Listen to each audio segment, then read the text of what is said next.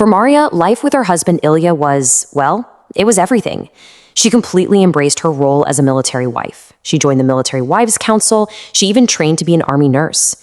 She actually used to say, marry a serviceman and you serve in the army. For 14 years, they had a really wonderful life together.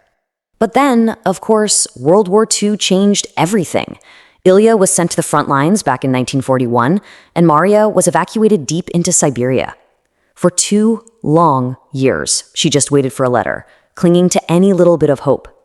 Then, in 1943, the news she'd been dreading finally arrived. Ilya had been killed in action, right near the beginning of the war. All that hope she'd held on to for 2 years, it just vanished.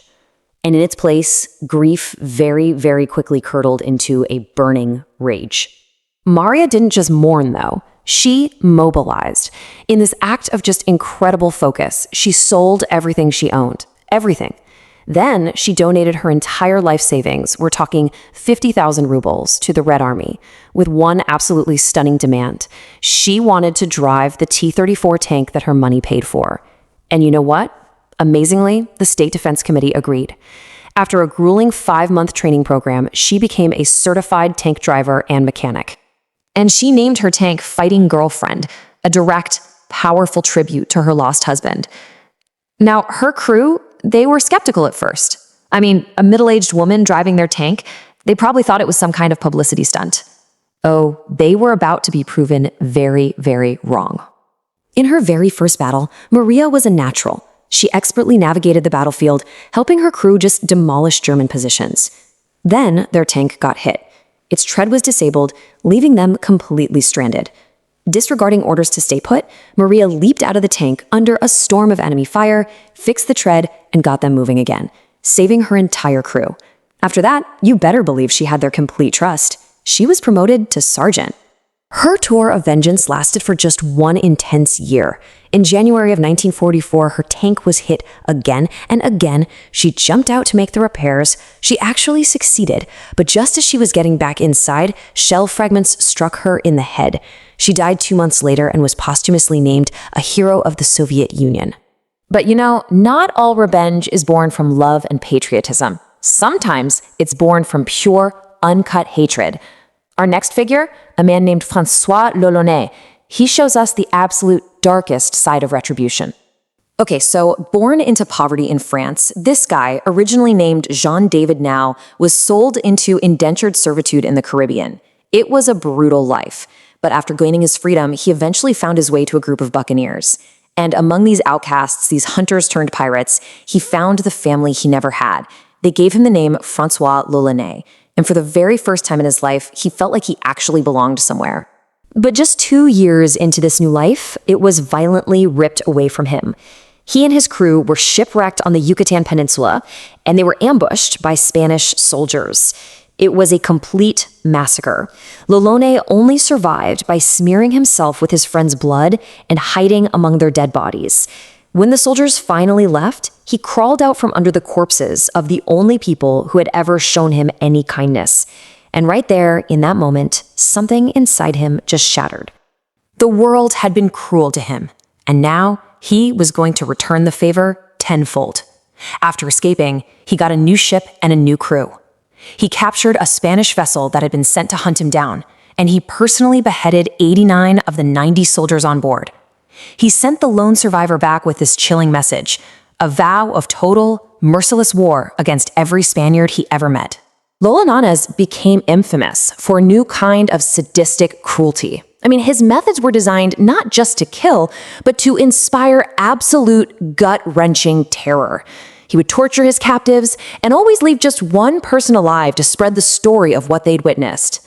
His hatred just consumed him, turning a man who had lost everything into one of history's most terrifying monsters. Okay, our final story is the most complex one. It's about a man caught somewhere between justice and vengeance, a hero to some people and a complete villain to others. Henry Barry Lowry. Henry was a member of the Lumbee tribe in North Carolina during the American Civil War. Now, the conflict brought incredible hardship and oppression from the Confederate Home Guard, and violence just escalated with terrifying speed. A threat led to a killing, which led to retaliatory murders. It trapped his entire community in this brutal, inescapable cycle of retribution. The ultimate breaking point, the real snap, came in March of 1865. The Home Guard raided his family's farm, held some kind of sham trial, and then executed his father and his brother as Henry watched, hidden and completely helpless. As he sat with their bodies, he vowed revenge. This single moment transformed him from just a man protecting his family into the leader of a full-blown insurgency. And this created two totally different versions of Henry Lowry. To the establishment, the rich elite, he was a ruthless killer. But to the oppressed people in his community, both Lumbee and others, he was a real-life Robin Hood figure. He and his gang targeted the wealthy plantation owners, stealing from them and giving food and supplies back to the poor.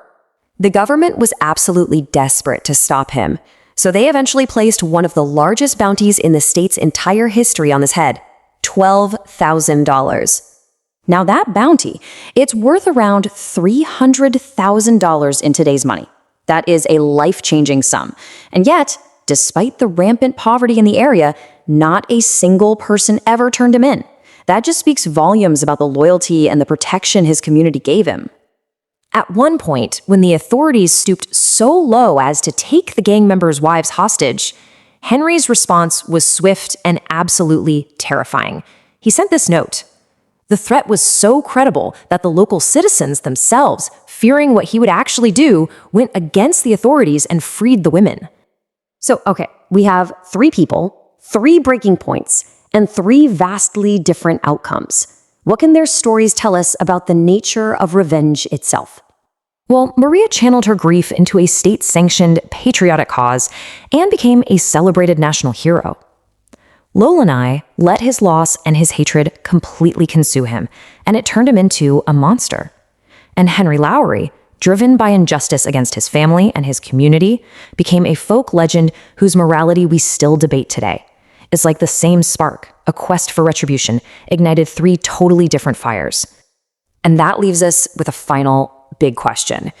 These stories really show that the line between a hero and a villain can be razor thin, and it often just depends on who's telling the story. So is an eye for an eye really a form of justice? Or is it just the first step on a path to becoming the very monster you set out to destroy?